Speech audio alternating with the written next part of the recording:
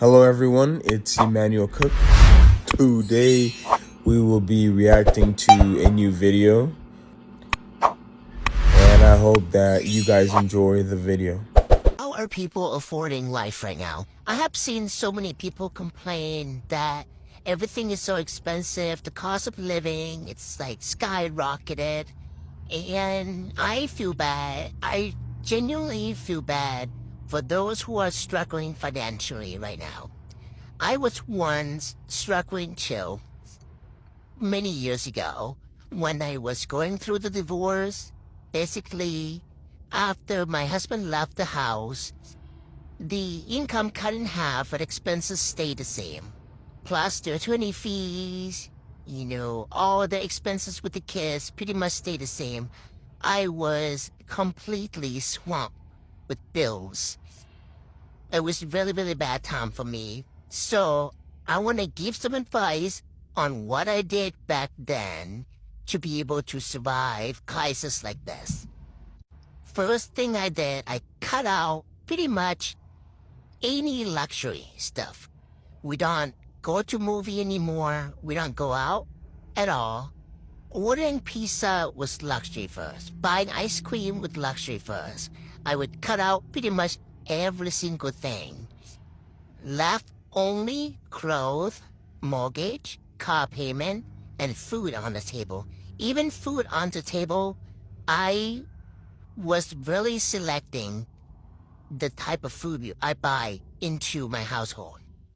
I stopped buying processed food. I only bought fresh meat and vegetable, rice and noodles, and that was pretty much it. Whenever I go to the grocery store, I would look for deals. So I remember I only buy meat. Well, obviously I didn't buy any steak, so only limited to chicken and pork. Every time I go to the grocery store, I would look at the meat section and then look for deals. If they don't have any deals, if there's no discount, I don't buy. Once in a while, they have like buy one, get one free or half off chicken. I will stack them up. I will stack them like almost full in my cart, and then I will go put in the freezer. I cut out pretty much all entertainment. I think only one left with Netflix. Was it back then? It was like $8 a month. We don't go to movie. We don't do anything that costs money. We don't go to the zoo. Nothing. We just stick with anything free, anything that's given to us. Nothing costs money. And if that's still not enough and you feel like I cut everything else and things still difficult, I will really look into finding the second job. You need to. If your income is not sustainable with your expenses, I'll look into getting to the second or the third job. Back when I was in that crisis, I was going door to door, tutoring high school math. I was teaching math at a tutor center for a little bit. I believe it was only a summer. It was not a lot of money, but it was something. I was doing Uber and Lyft, whenever I had time. Whenever my kids were gone, I went driving. I was not ashamed for driving Uber or Lyft.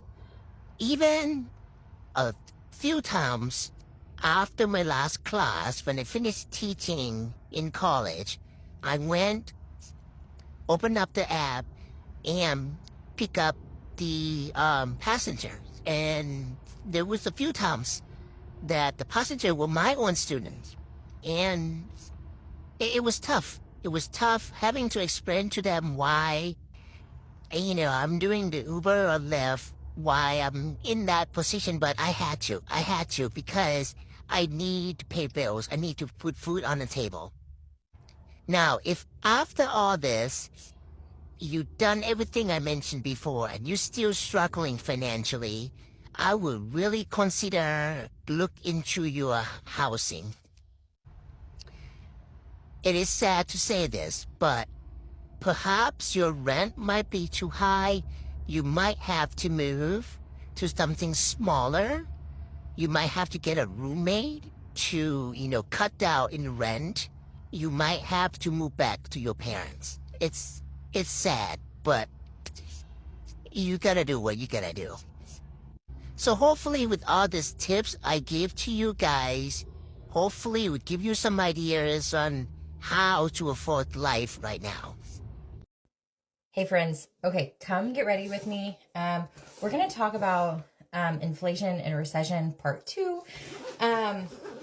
So in my last video, I talked about how the first recession of 2007, my family, I personally went through that. I was in high school, so a lot of people my age did not go through that.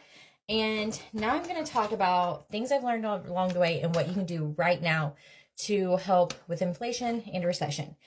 Okay, so this is going to come across a little, I don't know, it might come across a little mean, but this is not, like, I feel like when people say this, it always comes across like not nice. But the first thing you need to do is face reality. Now, friends, I am not saying that in a way to make you feel bad, because I am in the same boat you are. So my reality 6 months ago was I was a business owner. My husband does laser engraving, and we own like a small gift shop cafe in our little bitty town. And guys, reality was we were starting to go through inflation, and people are like me. We're a middle-class family. And we're filling it like everybody else is. You're making choices between groceries or getting a fountain pop. Like, I get it. So my reality was I was going to have to take on another job. My other reality was I needed to sit down, me and my husband together, and figure out exactly how much debt we were in from going back into debt for our business. So we had to do a reality check, and it was not easy. It was very uncomfortable, but sometimes in order to get yourself to a better situation, you might need to be uncomfortable for a little bit of time. So we went in and did an assessment of how much debt we were in, found out our numbers, and realized real quickly that I was going to need to get another job. So I took on another job. And I love anything that's customer service related. So I just found something that was customer service related because I love being around people and helping people, especially in my small community. And that was one of the big reality things for us, was we had to actually sit down and look at our numbers. So my biggest advice is to get something that you can track your finances. It doesn't have to be expensive. Tomorrow, I will show you guys something that I picked up years ago, and I've been getting them almost every year from the dollar store, from Dollar General, because I feel like Dollar General is in like every town, so it can help a lot of people, not just like locals, that I have been using to track finances. So it's definitely important to write down all of your debt, write down all your bills when they're due, how much you have, and like basically just that way you know what you're working with. And it can be scary doing this, like especially like for me, me and my husband have been pretty open about finances, but sometimes that's not always the case in all marriages. And if that's your case, I'm just going to tell you now, like, it may be scary, but get on the same page as your spouse, because you guys have to be a team to go get through this. That will help tremendously if you can be a team rather than working, like, you want to work together, not against each other. And then once you have all your bills wrote down, you need to basically make a budget. And it can be like, actually, my brother, for instance, has autism, and he like lives on his own. He can work. He's but he has autism. So he pretty much sometimes just says whatever he feels like. And one time he asked me, if you are on a budget, are you poor? Actually, no, you're not. So being on a budget just basically means you're telling your money where it needs to go. So maybe that is writing down your budget, like figure out what your big spending is. Maybe look at, if you have credit cards and use credit cards, look through your cards and see, where am I spending the most money at? If it's groceries, I want you to do what I did a couple weeks ago, and I went down and went through all of our pantry, our deep freeze, and pretty much wrote down what we have, and now I'm meal planning off that. There are tons and tons of resources now online and people that show you how to create budget meals. If that's something you're interested, I can continue to like show you guys too how I do that every week. But I know that seems to be one of the biggest things that people spend money on is food.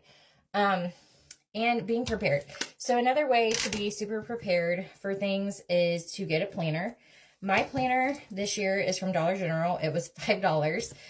Nothing crazy, but guys, I'm trying to pay off debt. So I went with a $5 one. And basically what I'm using that for is to write down when events are going to be, like birthdays, trips we're going to go on, so that I know how much to budget out for those. I'm using that for my grocery list, to always keep my grocery list in there, like what I'm going to need for the week, and to meal plan. I showed you guys the other day, I did a meal plan and I got called into work early, just like I did today. And instead of freaking out and going and buying a frozen pizza or doing, telling my husband to pick up something after work, I already was able to just look at my planner and be like, okay, we're having beef stew tonight. I had already laid everything out, so we were able to just like go off that. So that planner just kind of keeps me on track when it comes to spending and budgeting. It can be really overwhelming because I feel like a lot of times our parents in schools do not teach people how to do finances. I am definitely not like the best at it, obviously, because I'm back in debt, but it can be a lonely situation if you don't know what you're doing. And if you're looking at the rest of the world around you and you see them getting new cars or going out to eat or doing this or that or vacations, like you may think, well, I'm doing something completely wrong because my finances are not like theirs. But more than likely, you're not doing anything wrong. You're trying to survive. And I'm proud of you, friend. I'm proud of you for like trying to survive. I'm proud of you for watching this video, because that tells me right now you're interested in trying to save money and get out of this. And just know you're not alone. Like, we're in this together. Like, this is like the community I'm building, is basically saving money, being parents, just ordinary middle class stuff that we live with, not crazy influence things, using drugstore makeup. And yeah, just, I'm proud of you. I'm proud of you that you're trying to make a difference. So this is part 2. I will plan to show you guys my planner and the budget binder that we use tomorrow. I hope you guys have a great afternoon, and I'm going to get ready to go in and go to a shift early to pick up some hours to pay off that debt. So, quick little video. I used to post a lot about finances, and I'm a banker. So I've seen a lot, and that's how I learned most of my, expertise in finances.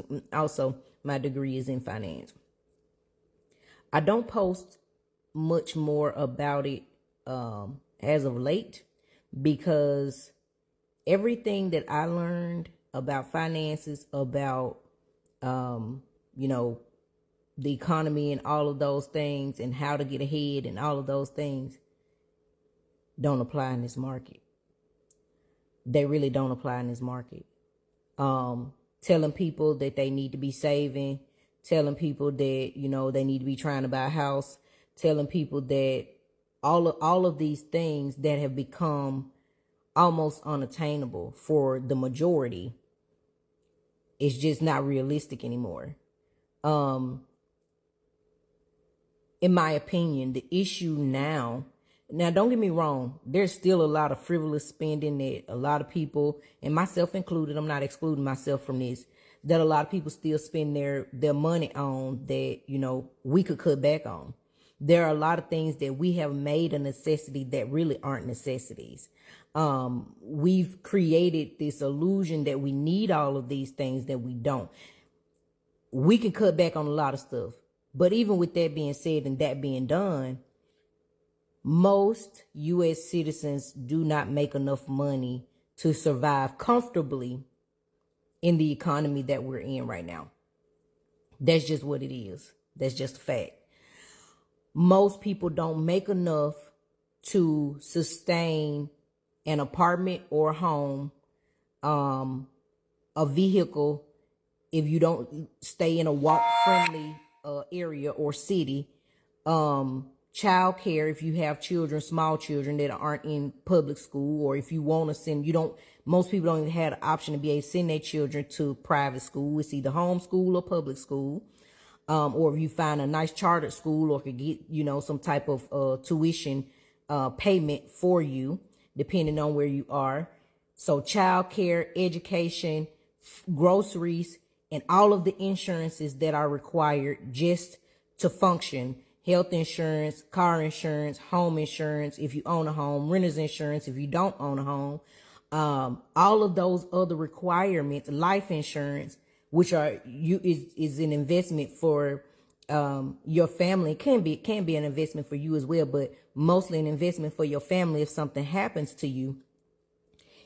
It's the price gouging has made the traditional way, or the way that we were taught to save, to allocate funds to certain portions of your life or certain parts of your life. It does not apply in the market that we're in right now, in the economy that we're in right now. It just does not apply.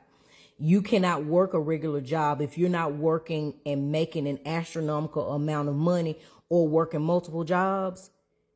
9 times out of 10, you can't afford to live in this economy and live in a decent area. I'll say that, live in a decent area. Now, most people, it's one thing to be on Section 8, and I'm not knocking Section 8, because the people that it's for and that need it and using it what it's for, a stepping stool to get over the hump and get to the next level, it has its place. It's necessary.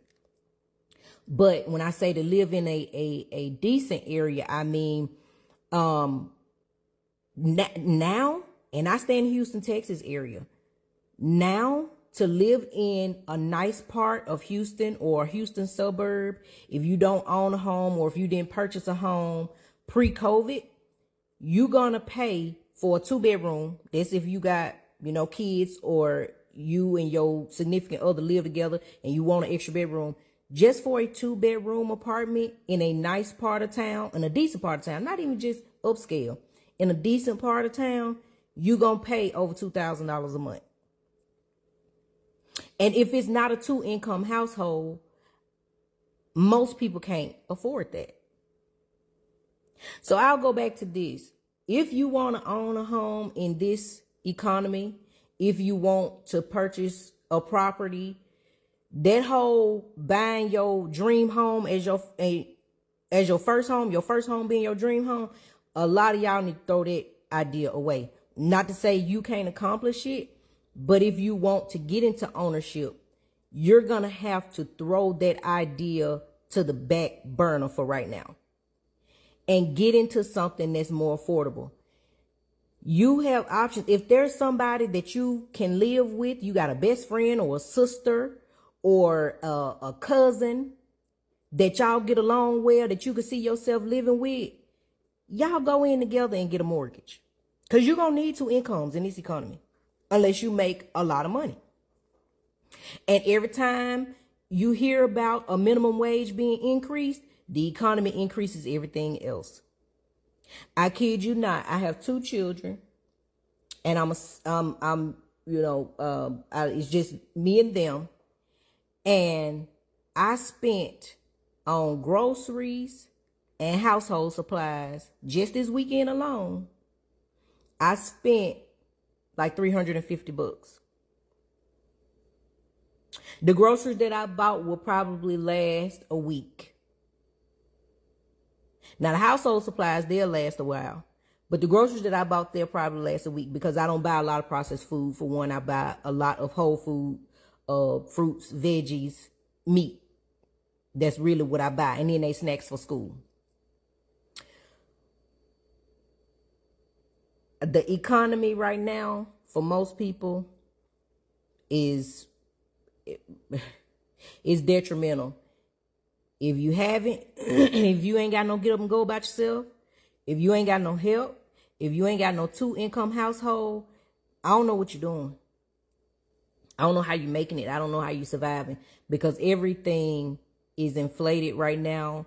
And, they keep talking about the price gouging, but ain't nobody doing nothing about it as of right now. They say, Kamala's campaign says that they're going to do something about the price gouging. I mean, yeah, that's neither here nor there. But, yeah, that's all I wanted to get on. You're going to have to get some hustle about yourself, some get up and go, their traditional way of thinking when it comes to finances. If you don't make enough money as is, it don't work in this economy right now. As of right now, it does not work. If you make enough money where you have disposable income after all your bills paid at the end of the month, then by all means, it still works. But it does not work if you're not making enough money. And I've always been an advocate of, it's not what you make, it's what you do with what you make. Right now is what you make. Is what you make. Because if you don't make enough, just living, the necessities, the for real necessities, food, shelter, lights, gas, water alone is out of reach for most people. For most people. If you ain't got no credit card, if you had to just function off of what you made and you don't have a credit card to kind of cover you in between time, most people probably wouldn't be able to even afford those necessities. That ain't include no vehicle. That ain't include no child care, education, none of that. I get asked, do I sleep? Barely, because I'm up thinking of solutions for things that will never happen to me. But I need to think of the solutions just in case they happen to me. Now let me talk to you about the solution I've come up with tonight. If I wanted to save money in this cost of living, I would find the cheapest Tesla. I've looked online and you can get a Tesla for about £250 a month on finance. That is excellent. That Tesla is going to be your home. You can sleep in the Tesla. There's enough room in the boot and in the front to put your clothes and stuff. Once I've got my Tesla, £200 a month, I will now get a membership in a luxury gym. David Lloyd's, Virgin Active. That's another £200 a month. I'm now spending £400 a month. I shower, I clean myself in the gym, and I come to my car to sleep. And in the gym, I can also have dinner, lunch, and breakfast. That's the point of having a luxury gym. You can also have a spa. Yeah. Look at that, that's perfect. Now somebody tell me why that would not work. Somebody who's smarter than me, please tell me why that wouldn't work. I've been thinking about this. Yes, you might need to receive letters. You might need to put an address down. You can use your parents' house. You just go to their house to pick up the letters. Somebody tell me why that wouldn't work. As for me, I am staying at my parents' house. I have really cheap rent.